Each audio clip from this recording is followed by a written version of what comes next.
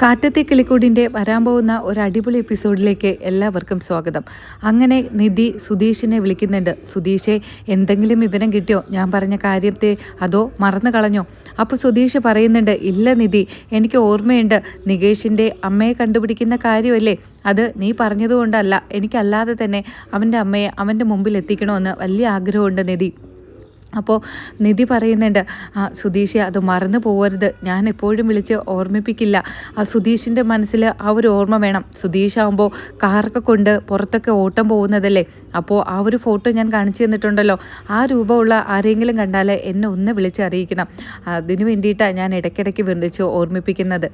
അത് സാരമില്ല നിധി, എനിക്ക് നന്നായിട്ട് ഓർമ്മയുണ്ട്. എൻ്റെ അനിയൻ്റെ അമ്മയെ ഒന്ന് കാണിച്ചു കൊടുക്കണമെന്ന് എനിക്ക് ആഗ്രഹമില്ലേ, അവന് എന്തുമാത്രം ആഗ്രഹം ഉണ്ടായിരിക്കും അവൻ്റെ അമ്മയെ കാണണമെന്ന്. അങ്ങനെ സുധീഷ് ഫോണൊക്കെ വച്ചതിന് ശേഷം വീണ്ടും കാർ ഓടിക്കുമ്പോഴായിരിക്കും ഒരു സ്ത്രീ പെട്ടെന്ന് തന്നെ കാറിൻ്റെ ഫ്രണ്ടിലേക്ക് എടുത്ത് ചാടുന്നത്.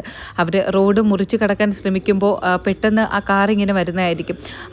അവരുടെ കയ്യിലിരിക്കുന്ന കവറിൽ സുധീഷിൻ്റെ കാർ ഇങ്ങനെ തട്ടുകയും ആ കവർ താഴേക്ക് വീണ് അതിലിരിക്കുന്ന പച്ചക്കറികളെല്ലാം പോവുകയും ചെയ്യും. പെട്ടെന്ന് തന്നെ സുധീഷ് ചാടിയിറങ്ങി, അയ്യോ ആൻറ്റി, എന്തെങ്കിലും പറ്റിയോ, അയ്യോ ഞാൻ ശ്രദ്ധിച്ചില്ലായിരുന്നു എന്ന് പറയുമ്പോൾ അവർ പറയുന്നുണ്ട്, അല്ല മോനെ, ഞാനാണ് പെട്ടെന്ന് ശ്രദ്ധിക്കാതെ വണ്ടി വരുന്നതെന്ന് നോക്കാതെ എടുത്ത് ചാടിയത്, സാരമില്ല, ആൻറ്റിക്ക് എന്തെങ്കിലും പറ്റിയായിരുന്നോ?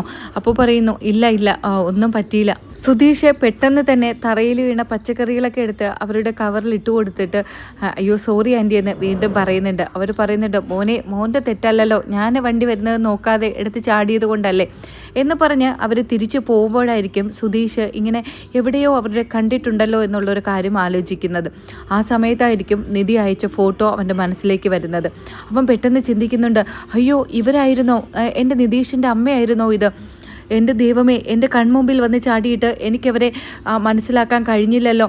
അങ്ങനെ വിചാരിച്ച് പെട്ടെന്ന് തന്നെ സുധീഷ് നിധിയെ ഫോൺ ചെയ്യുന്നുണ്ട്.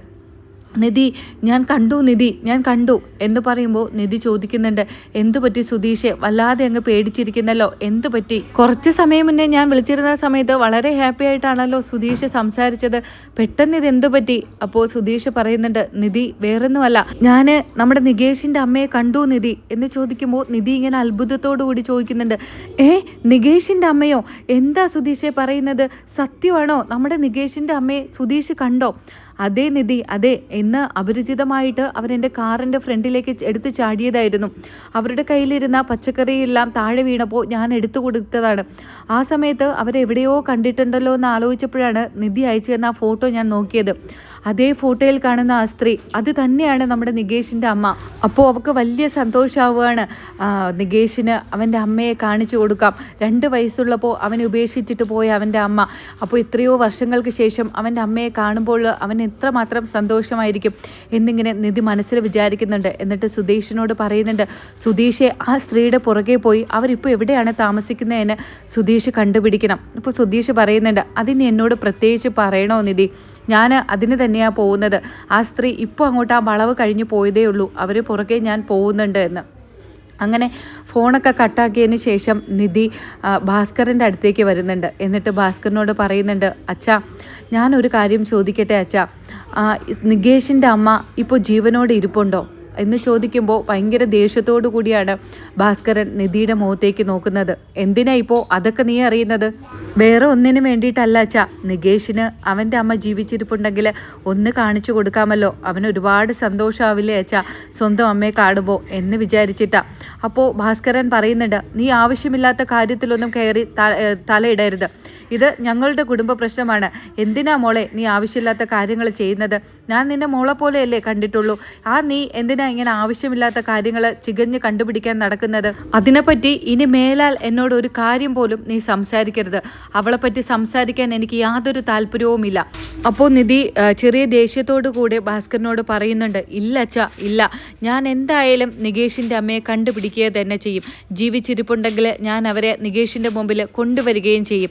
അത് ഞാൻ ചെയ്തിരിക്കും അച്ഛാ. അപ്പോൾ ഭാസ്കറിന് ദേഷ്യം വന്ന് പുറത്തേക്ക് ഇറങ്ങി പോകുന്നുണ്ട്. ആ സമയത്ത് തന്നെയാണ് സുധീഷ് നിധിയെ വിളിക്കുന്നുണ്ട്. നിധി, ഞാൻ ആ സ്ത്രീയുടെ വീട് കണ്ടുപിടിച്ചു. നമ്മുടെ വീടിൻ്റെ അടുത്തായിട്ടൊക്കെ തന്നെയാണ് അവർ താമസിക്കുന്നത്. പിന്നെ ഇത്രയും നാളും എന്തുകൊണ്ടാണ് അവർ നികേഷിനെ കാണാൻ വരാതിരുന്നത്? ഇനി നമ്മൾ ചെന്ന് കണ്ടുപിടിക്കുമ്പോൾ അതെന്തെങ്കിലും അബദ്ധമാവോ നിധി? അപ്പോൾ അപ്പോൾ നിധി പറയുന്നുണ്ട്, ഇല്ല സുധീഷേ, ഞാൻ അങ്ങോട്ടേക്ക് വരാം, സുധീഷ് ഇപ്പോൾ എവിടെയാണ് നിൽക്കുന്നത് എന്ന് ചോദിച്ചിട്ട് നിധി പെട്ടെന്ന് തന്നെ റെഡിയായി സുധീഷ് നിൽക്കുന്ന സ്ഥലത്തേക്ക് പോകുന്നുണ്ട്. നിധിക്കും വളരെ സന്തോഷമാണ് തൻ്റെ അനിയനെ പോലെ സ്നേഹിക്കുന്ന നികേഷിൻ്റെ അമ്മയെ അവന് കാണിച്ചു കൊടുക്കാമല്ലോ, എത്ര വർഷമായി അവൻ അവൻ്റെ അമ്മയെ കണ്ടിട്ട് എന്നൊക്കെ ഇങ്ങനെ വിചാരിച്ച് വണ്ടിയിൽ പോകുന്നുണ്ട്. അവിടെ ചെല്ലുന്നതും നികേഷിൻ്റെ അമ്മയെ കാണുകയാണ്. ആ ഒരു ഫോട്ടോയിൽ കണ്ട അതേ ഒരു രൂപം. അപ്പോൾ അവർ മനസ്സിൽ ഉറപ്പിക്കുന്നുണ്ട്, ഇത് തന്നെയാണ് നികേഷിൻ്റെ അമ്മ. നികേഷിൻ്റെ ചെറിയ മുഖഛായയും ഉണ്ട്. അപ്പോൾ നിധി ചോദിക്കുന്നുണ്ട്, ആൻറ്റിക്കൊരു മോനുണ്ടായിരുന്നില്ലേ, ആ മോനിപ്പോൾ എവിടെയാണെന്ന് നിങ്ങൾക്കറിയാമോ? അപ്പോൾ അവരാദ്യമൊക്കെ അതിനെ എതിർക്കാൻ ശ്രമിക്കുന്നുണ്ട്. മോനോ, നിങ്ങളാര് പറഞ്ഞു എനിക്കൊരു മോനുണ്ടെന്ന്? എനിക്കങ്ങനെ ആരുമില്ല എന്ന് പറയുമ്പോൾ സുധീഷ് പറയുന്നുണ്ട്, ആൻറ്റി ഒന്ന് ഓർത്ത് നോക്കിക്കേ, എന്നെ ആൻറ്റിക്ക് ഓർമ്മ വരുന്നുണ്ട് എന്ന്. ആൻറ്റി എന്നെ പണ്ട്, അതായത് എൻ്റെ ഓർമ്മയിൽ ഒരു 4 വയസ്സ് പ്രായമുള്ളപ്പോൾ എന്നെ കണ്ടിട്ടുണ്ട്. അതിൻ്റെ ഒരു ചെറിയ മുഖഛായെങ്കിലും കാണും. ആൻറ്റി ഒന്ന് ഓർത്ത് നോക്കിക്കേ. ആൻറ്റി എൻ്റെ വീട്ടിലായിരുന്നു 6 മാസത്തോളം അന്നുണ്ടായിരുന്നത്. അന്ന് ആൻറ്റിയുടെ വിരൽത്തുമ്പ് പിടിച്ച് ഒരു കുഞ്ഞു പയ്യൻ വന്നിട്ടുണ്ടായിരുന്നില്ലേ, അതെനിക്ക് ഇപ്പോഴും നല്ല ഓർമ്മയുണ്ട്. പോട്ടെ, ആൻറ്റിക്ക് ഞങ്ങളെ ചിലപ്പോൾ ഓർമ്മ കാണില്ലായിരിക്കും എന്ന് പറഞ്ഞിട്ട് സുധീഷ് ഭാസ്കരൻ എന്ന പേര് പറയുന്നുണ്ട്. എൻ്റെ അച്ഛനെ ഓർമ്മ കാണും, എൻ്റെ അച്ഛൻ്റെ പേര് ഭാസ്കരൻ എന്നാണ്. ഭാസ്കരൻ എന്ന പേര് കേൾക്കുമ്പോൾ തന്നെ ആ ഒരു സ്ത്രീ അവിടെ നിന്നും ചാടി എണീറ്റ് വല്ലാതെ അങ്ങ് ദേഷ്യപ്പെടുന്നുണ്ട്. എന്താ, അയാളുടെ വീട്ടിലേക്കാണോ ഞാൻ ഇനി വരേണ്ടത്? നിങ്ങൾ എന്താ ഈ പറയുന്നത്? അപ്പോൾ നിധി പറയുന്നുണ്ട്, ആൻറ്റി ദേഷ്യപ്പെടണ്ട, ആൻറ്റിയുടെ ജീവിതത്തിൽ എന്താണ് സംഭവിച്ചതെന്ന് ഞങ്ങൾക്കറിയില്ല. അപ്പോൾ അവർ പറയുന്നുണ്ട്, എനിക്കതിനെപ്പറ്റി പറയാൻ താല്പര്യമില്ല മോളെ, ഒരുപാട് കഷ്ടതകൾ ഞാൻ അനുഭവിച്ചു. ഇപ്പോഴും ഞാൻ സ്വന്തമായിട്ട് ആണ് ഈ വീട്ടിൽ താമസിക്കുന്നത്. ആ ഒരു കഥയൊന്നും നിങ്ങളോട് പറയാൻ ഞാൻ താല്പര്യപ്പെടുന്നില്ല. അപ്പോൾ സുധീഷ് പറയുന്നുണ്ട്, വേണ്ട, നിങ്ങളുടെ പഴയ കഥകളൊന്നും എന്താണെന്ന് ഞങ്ങൾക്കറിയണ്ട. ഞങ്ങളിപ്പോൾ വന്നത് നിങ്ങളുടെ മകനെ നിങ്ങൾക്ക് കാണണമെന്ന് ആഗ്രഹമില്ലേ? നിങ്ങൾക്ക് ആഗ്രഹമില്ല എങ്കിലും എൻ്റെ വീട്ടിൽ ഒരു കുഞ്ഞനിയനുണ്ട്. അവൻ്റെ അമ്മയെ കാണണമെന്ന് വലിയ ആഗ്രഹമാണ്. ഈ ഇടയ്ക്കാണ് ഇവരുടെ അമ്മയല്ല അവൻ്റെ അമ്മ എന്നവൻ തിരിച്ചറിഞ്ഞത്. ആ സമയത്ത് അവൻ വല്ലാതെ തളർന്നു പോയിരുന്നു. അവൻ്റെ അമ്മയെ ഒരു നോക്ക് കാണണമെന്ന് അവൻ വല്ലാതെ ആഗ്രഹിക്കുന്നുണ്ടെന്ന് എനിക്കറിയാം. അതിനു വേണ്ടിയിട്ടാണ് ഞാൻ ഈ ഒരു സാഹസത്തിന് തന്നെ മുതിർന്നത്. അവൻ്റെ അമ്മയെ കാണിച്ചു കൊടുക്കണമെന്ന് എനിക്കുണ്ടായിരുന്നു. എന്നിട്ട് നിധി അവരോട് ചോദിക്കുന്നുണ്ട്, നിങ്ങൾക്ക് നിങ്ങളുടെ മകനെ കാണണമെന്ന് യാതൊരു ആഗ്രഹവുമില്ലേ? 2 വയസ്സുള്ളപ്പോൾ നിങ്ങൾ ആ മകനെ ആ വീട്ടിൽ ഇട്ടിട്ട് പോയതല്ലേ? എന്നിട്ട് ഇത്രയും വർഷമായി നിങ്ങൾ ആ മകൻ ജീവിച്ചിരിപ്പുണ്ടോ? അവൻ എന്തെങ്കിലും ആവശ്യമുണ്ടോ? അല്ലെങ്കിൽ അവനെ കാണണമെന്ന് പോലും നിങ്ങൾക്കൊരു ഇത് തോന്നലും ഉണ്ടായിട്ടില്ലേ? കഷ്ടം തന്നെ, നിങ്ങളെയൊക്കെ ഒരു അമ്മയെന്ന് പറയാൻ പോലും എനിക്ക് തോന്നുന്നില്ല. നിധിയുടെ ഇത്രയും ഒരു വല്ലാതെ ദേഷ്യത്തോടു കൂടി സംസാരിക്കുന്ന കേൾക്കുമ്പോൾ ആ സ്ത്രീക്കും വല്ലാതെ ആയി പോകുന്നുണ്ട്. അപ്പോൾ അവർ പറയുന്നുണ്ട്, മോളെ, എനിക്ക് എൻ്റെ മകനെ കാണാൻ ആഗ്രഹമില്ലാത്തത് കൊണ്ടല്ല, എൻ്റെ സാഹചര്യങ്ങൾ അങ്ങനെ ആയതുകൊണ്ടാണ് ഞാൻ അങ്ങോട്ടേക്ക് വരാത്തത്. ബാക്കി 3 പേരും ചേർന്ന് എൻ്റെ മകനെ പൊന്നുപോലെ നോക്കുമെന്ന് എനിക്കറിയാമായിരുന്നു. അതുകൊണ്ട് ധൈര്യത്തോടു കൂടി തന്നെയാണ് ഞാൻ അവനെ വിട്ടിട്ട് ഇങ്ങോട്ടേക്ക് വന്നത്. മോളെ, എനിക്ക് എൻ്റെ മോനെ ഒരു നോക്ക് കാണണം എന്ന് പറയുമ്പോൾ നിധി പറയുന്നുണ്ട്, ആൻറ്റി, അതിനല്ലേ ഞങ്ങൾ വന്നത്. നിങ്ങൾക്ക് കാണണ്ട എന്നുണ്ടെങ്കിലും നികേഷിന് നിങ്ങളെ കാണണമെന്ന് ഒരുപാട് ആഗ്രഹമുണ്ട്. അതുകൊണ്ടാണ് ഞാൻ നിങ്ങളെ കൂട്ടിക്കൊണ്ടു പോകാനായിട്ട് വന്നത്. അപ്പോൾ അവർ പറയുന്നുണ്ട്, ശരി, ഞാൻ കുറച്ച് സാധനങ്ങൾ എടുത്തോട്ടെ, ഈ വീട്ടിൽ മറ്റാരുമില്ല, ഞാൻ ഒറ്റയ്ക്ക് തന്നെയാണ് താമസിക്കുന്നത്, അതുകൊണ്ട് എനിക്ക് പോകണോ വേണ്ടയോ എന്ന് മറ്റാരോടും അനുവാദം ചോദിക്കേണ്ട ആവശ്യമില്ല, 1 മിനിറ്റ് നിങ്ങൾ വെയിറ്റ് ചെയ്യണം എന്ന് പറഞ്ഞ് അവരകത്തേക്ക് പോയി അവരുടെ ബാഗൊക്കെ എടുത്ത് വണ്ടിയിൽ കയറുന്നുണ്ട്. തിരിച്ച് വീട്ടിലേക്ക് എത്തുമ്പോൾ ഭാസ്കരൻ നേരെ മുറ്റത്ത് തന്നെ നിൽക്കുന്നുണ്ട്. അവരെ കാണും അലറി വിളിച്ചുകൊണ്ട് ചാടി എണീക്കുകയാണ്. എന്നിട്ട് നിധിയുടെ നേർക്കാണ് ഓടി പോകുന്നത്. നിന്നോട് ഞാൻ പറഞ്ഞതല്ലേ ഇവളെ ഈ വീട്ടിനകത്ത് കയറ്റരുത് എന്നും നീ ഇങ്ങനെയുള്ള കാര്യങ്ങൾ ചെയ്യരുത് എന്നും. എന്നിട്ട് നീ എൻ്റെ വാക്കിന് ഒരു വില പോലും കൽപ്പിക്കാതെ നീ നിൻ്റെ തോന്നിവാസത്തിന് ഇറങ്ങി പുറപ്പെട്ടില്ലേ? ഇവളെ എന്തിനാണ് നീ ഇങ്ങോട്ടേക്ക് കൊണ്ടുവന്നത്? ഭാസ്കരൻ്റെ ആ ഒരു അലർച്ചയൊക്കെ കേൾക്കുമ്പോൾ നിധിക്ക് ഉള്ളിൻ്റെ ഉള്ളിൽ ഒരു പേടിയുണ്ടെങ്കിലും അവളത് പുറമേ കാണിക്കുന്നില്ല. അവൾ പറയുന്നുണ്ട്, അച്ഛൻ ഞാൻ പറഞ്ഞിരുന്നല്ലേ അവരെ കാണുകയാണെങ്കിൽ ഞാൻ ഇങ്ങോട്ടേക്ക് കൂട്ടിക്കൊണ്ട് വരുമെന്നും നികേഷിനെ കാണിച്ചു കൊടുക്കുമെന്നുമൊക്കെ. അപ്പോൾ സുധീഷും പറയുന്നുണ്ട്, അച്ഛാ, വേറൊന്നിനു വേണ്ടിയിട്ടല്ല, നികേഷിനെ അവൻ്റെ അമ്മയൊന്ന് കാണണ്ടേ, അതിനു വേണ്ടിയിട്ടാണ് ഈ സ്ത്രീയെ കൂട്ടിക്കൊണ്ട് വന്നത് എന്ന്. എന്നിട്ട് നികേഷിൻ്റെ കയ്യിൽ പിടിച്ചുകൊണ്ട് അവൾ നേരെ പോകുന്നത് അവൻ്റെ അമ്മയെ കാണിക്കാനാണ്. ദാ നോക്ക്, ഇതാരാ നിൻ്റെ മുന്നിൽ നിൽക്കുന്നത് എന്ന്.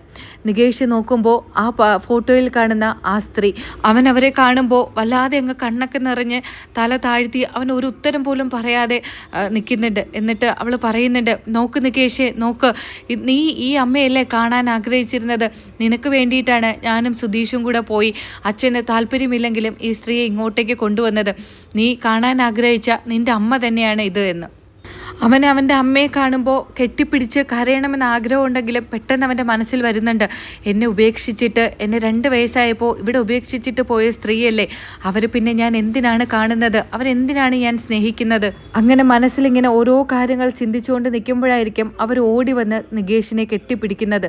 എന്നിട്ട് അവൻ്റെ നെറ്റിയിൽ ഒരു ഉമ്മ കൊടുത്തിട്ട് പറയുന്നുണ്ട്, മോനെ നീ ഇത്രത്തോളം വളർന്നോ, നീ ഇത്രയും വളർന്നു കാണുമെന്ന് ഞാൻ ഒരിക്കലും പ്രതീക്ഷിച്ചില്ല. എനിക്ക് ഒരുപാട് സന്തോഷമായി മോനെ. ഈ അമ്മയോട് നിനക്ക് ദേഷ്യമൊന്നും തോന്നരുത്, അമ്മയുടെ സാഹചര്യങ്ങൾ അങ്ങനെയായിരുന്നു, അതുകൊണ്ട് മാത്രമാണ് നിന്നെ ഞാൻ ഇവരുടെ കയ്യിൽ ഏൽപ്പിച്ചിട്ട് പോയത്. എനിക്ക് ഉറപ്പായിരുന്നു അവർ നിന്നെ പൊന്നുപോലെ നോക്കുമെന്ന്. ഇതൊക്കെ കേൾക്കുമ്പോൾ ഭാസ്കറിന് വല്ലാതെ ദേഷ്യം വന്ന് വീടിനകത്തുള്ള പാത്രങ്ങളെല്ലാം തറയിലെറിഞ്ഞ് പൊട്ടിക്കുന്നുണ്ട്. അപ്പോൾ നിധിക്കും വല്ലാതെ അങ്ങ് ഭയം തോന്നുന്നുണ്ട്. എന്നിട്ട് ആ സ്ത്രീ ഭാസ്കറിൻ്റെ അടുത്തേക്ക് വന്നിട്ട് പറയുന്നുണ്ട്, നിങ്ങൾ എന്താ ഈ കാണിക്കുന്നത്, നിങ്ങളുടെ പഴയ സ്വഭാവത്തിൽ യാതൊരു മാറ്റവുമില്ല അല്ലേ, നിങ്ങൾക്ക് ഇനിയും എന്നോടുള്ള ദേഷ്യം തീർന്നില്ല അല്ലേ, അപ്പോൾ ഇത്രയും വർഷങ്ങളായില്ലേ. അപ്പോൾ ഭാസ്കരൻ പറയുന്നുണ്ട്, നീ ആരാടി എന്നോട് ഇതൊക്കെ ചോദിക്കാൻ, നിനക്ക് നാണമില്ലേ, നിൻ്റെ കുഞ്ഞിനെ ഇവിടെ ഉപേക്ഷിച്ചിട്ട് പോയിട്ട് ഇപ്പോൾ ഇത്രയും വർഷങ്ങൾ കഴിഞ്ഞിട്ട് അവൻ ജീവിച്ചിരിപ്പുണ്ടോ ഒന്നുപോലും അറിയാൻ നീ ഒന്ന് അന്വേഷിക്കാൻ വന്നോടി ഇവിടെ, എന്നിട്ട് ഇപ്പോൾ വന്നിരിക്കുന്നു അവളുടെ മകനെ കാണാനത്രേ. നീയൊക്കെ അനുഭവിക്കാൻ പോകുന്നതേ ഉള്ളൂ, എൻ്റെ വാക്കുകൾക്ക് നീയൊന്നും യാതൊരു വിലയും തന്നില്ല. ഇവളുടെ സ്വഭാവം എന്താണെന്ന് എനിക്ക് നന്നായിട്ട് അറിയാം, അവൾ എന്തിനാണ് ഈ വീട് വിട്ടു പോയതെന്നും എനിക്ക് നന്നായിട്ട് അറിയാം. ഞാൻ ആ കാര്യങ്ങളൊന്നും ഇപ്പോൾ ഇവിടെ പറയുന്നില്ല, പക്ഷേ നിങ്ങളിത് അനുഭവിക്കുക തന്നെ ചെയ്യും. ഞാൻ എന്താണോ വേണ്ടാന്ന് പറഞ്ഞത് അതിനെന്തെങ്കിലും ഒരു കാര്യമുണ്ടായിരിക്കും, അത് കേൾക്കാതെയാണ് നീ അവളെ ഇപ്പോൾ ഈ വീട്ടിലേക്ക് കൊണ്ടുവന്നത്. അപ്പോൾ എനിക്ക് എന്ത് വിലയാണ് നീ ഈ വീട്ടിൽ തന്നിട്ടുള്ളത് എന്ന് പറയുമ്പോൾ നിധി പറയുന്നുണ്ട്, അച്ഛാ ഞാൻ അങ്ങനെയൊന്നും ഓർത്തിട്ടല്ല ഇത് ചെയ്തത്. നികേഷിന് അവൻ്റെ അമ്മയെ കാണാനൊരു ആഗ്രഹം കാണൂലേ അച്ഛാ, അവൻ്റെ അമ്മയല്ലേ എന്തൊക്കെ പറഞ്ഞിരുന്നാലും അവർക്കും അവനെ കാണാനൊരു ആഗ്രഹം കാണില്ലേ, അതുകൊണ്ട് മാത്രമാണ്, ആ ഒരൊറ്റ കാര്യം മാത്രമേ ഞാൻ ചിന്തിച്ചുള്ളൂ. എനിക്കാണെങ്കിലും ഇപ്പോൾ കുറേ ദിവസമായിട്ട് എൻ്റെ അച്ഛനെയും അമ്മയൊക്കെ പിരിഞ്ഞിരിക്കുമ്പോൾ എന്തുമാത്രം വിഷമം കാണുമെന്ന് അച്ഛൻ ആലോചിച്ചിട്ടുണ്ടോ, അതുകൊണ്ടാണ് ഞാനിപ്പോൾ ഈ ഒരു കാര്യം ചെയ്തത്. അല്ലാതെ ആരെയും തോൽപ്പിക്കണമെന്ന് എനിക്ക് യാതൊരു ഉദ്ദേശവും ഉണ്ടായിരുന്നില്ല. നിധി പറയുന്നതൊന്നും കേൾക്കാതെ ഭാസ്കരൻ വളരെ ദേഷ്യത്തോടു കൂടി പുറത്തേക്ക് ഇറങ്ങി പോകുന്നുണ്ട്. ആ സമയത്ത് സുഭാഷും ഹരീഷും നികേഷും കൂടെ നികേഷിൻ്റെ അമ്മയെ അകത്തേക്ക് ക്ഷണിക്കുകയാണ്. ആൻറ്റി വരൂ ആൻറ്റി, അകത്തേക്ക് കയറിയിരിക്കൂ, അച്ഛൻ ദേഷ്യപ്പെട്ടതിന് എന്തെങ്കിലും കാര്യം ഉണ്ടാവും, പോട്ടെ സാരമില്ല ആൻറ്റി, അത് കണക്കാക്കണ്ട എന്ന് പറഞ്ഞ് അവരെ വീട്ടിനകത്തേക്ക് ക്ഷണിക്കുന്നുണ്ട്.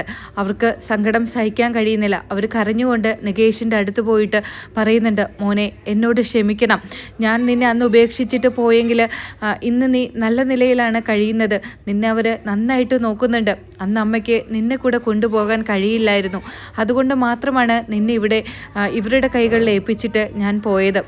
അവരുടെ സംസാരം കേൾക്കുമ്പോൾ സുഭാഷ് ചോദിക്കുന്നുണ്ട്, എന്തായാലും ആൻറ്റി നിങ്ങൾ ഇത്രയും അടുത്തല്ലേ ഇവിടെ താമസിച്ചിരുന്നത്, എന്നിട്ട് പോലും നിങ്ങൾക്ക് ഇത്രയും കൊല്ലമായിട്ട് നിങ്ങളുടെ മകനെ ഒരു നോക്ക് കാണണമെന്ന് നിങ്ങൾക്ക് ആഗ്രഹം തോന്നിയിരുന്നില്ലേ, അവനെ അല്ലെങ്കിൽ എവിടെയെങ്കിലും മറഞ്ഞു നിന്നെങ്കിലും നിങ്ങൾക്കൊന്ന് കാണാമായിരുന്നില്ലേ, ഞങ്ങളൊക്കെ അന്ന് കുഞ്ഞായിരുന്നില്ലേ, അതുകൊണ്ട് നിങ്ങളുടെ മുഖമൊന്നും ഞങ്ങൾക്ക് യാതൊരു ഓർമ്മയും ഉണ്ടായിരുന്നില്ല, പക്ഷേ നിങ്ങൾക്കറിയില്ലായിരുന്നോ അവൻ ഇവിടെയാണുള്ളതെന്നും അവൻ എത്രത്തോളം വളർന്നിട്ടുണ്ടായിരിക്കുമെന്നും, അവൻ്റെ ഇവിടുത്തെ ഏറ്റവും കുഞ്ഞ് ആയതുകൊണ്ട് നിങ്ങളുടെ മകൻ ഇവൻ തന്നെ ആയിരിക്കുമെന്നും, അതുകൊണ്ട് നിങ്ങൾക്ക് ഒരു പ്രാവശ്യമെങ്കിലും അവനെ വന്ന് നിങ്ങൾക്ക് കാണാമായിരുന്നു. സുഭാഷിൻ്റെ ആ ഒരു സംസാരം കേൾക്കുമ്പോൾ നികേഷ് അങ്ങ് പൊട്ടിക്കരയാണ്. എന്നിട്ട് സുഭാഷിൻ്റെ തോളിൽ അങ്ങ് ചാഞ്ഞ് കിടക്കുന്നുണ്ട്. അപ്പോൾ സുഭാഷ് പറയുന്നുണ്ട്, കരയണ്ട മോനെ കരയണ്ട, ഇപ്പോൾ നിനക്ക് സന്തോഷമായില്ലേ, നിൻ്റെ അമ്മയെ നീ കണ്ടില്ലേ, പിന്നെ എന്ത് വേണം, നീ ആഗ്രഹിച്ചതും അത് തന്നെയല്ലേ, നിൻ്റെ അമ്മയെ നിനക്ക് ഒരു നോക്കൊന്ന് കാണണമെന്ന്. എന്നിട്ടും അവൻ ആ ഒരു സങ്കടം സഹിക്കാൻ പറ്റാതെ സുഭാഷിനെ കെട്ടിപ്പിടിച്ചവൻ പൊട്ടിക്കരയുന്നുണ്ട്. അങ്ങനെ വർഷങ്ങൾക്ക് ശേഷം നികേഷ് സ്വന്തം അമ്മയെ തിരിച്ചറിയുന്ന എപ്പിസോഡുകളാണ് ഇനി കാറ്റത്തെ കിളിക്കൂടിൽ വരാൻ പോകുന്നത്. അപ്പോൾ ഈ ഒരു എപ്പിസോഡ് നിങ്ങൾക്ക് ഇഷ്ടമായി എങ്കിൽ ചാനൽ സബ്സ്ക്രൈബ് ചെയ്യാനും ഈ ഒരു എപ്പിസോഡ് ലൈക്ക് ചെയ്യാനും മറക്കരുത്. ഇനി കാറ്റത്തെ കിളിക്കൂടിൻ്റെ പുതുപുത്തൻ വിശേഷങ്ങളുമായി ഉടനെ കാണും വരയ്ക്കും. ബായ്.